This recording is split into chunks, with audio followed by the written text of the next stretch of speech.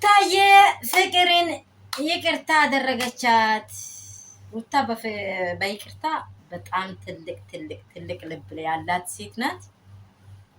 እንዴት ነው አላውቅም። በጣም ትልቅ ልብ አላት።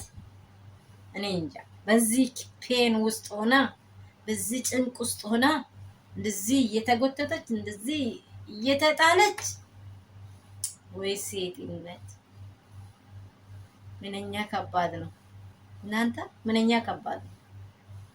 አላውቅም ብቻ እኔ እንጃ ሩታ፣ እኔ የሚያወራው ነገር የለኝም ከዚህ በኋላ። ከአቅጣጫቸውም ዞር በይ በቃ። ይቅርታሽ የእግዚአብሔር እንደሆነ አውቃለሁ። ሰው ነው ውስጡ ላይ ያሳድሮ መኖር የምፈልገው። እግዚአብሔር ቃል ምን ይላል? ከተናገራችሁ ከተጣላችሁ ፀሐይ ሳትጠልቅ ይቅርታ ተቀባበሉ ይላል። ይሄን 100 እጥፍ አምናለሁ። 100+ እጥፍ አምናለሁ።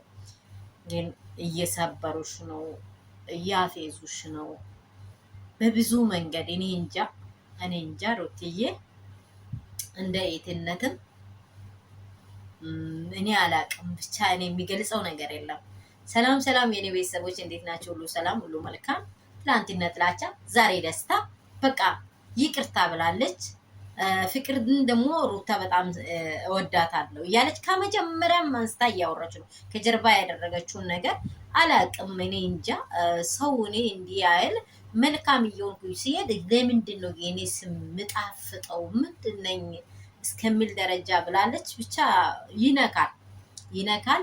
ሩትዬ ባደረግሽው ነገር ሁሉ እናመሰግንሻለን።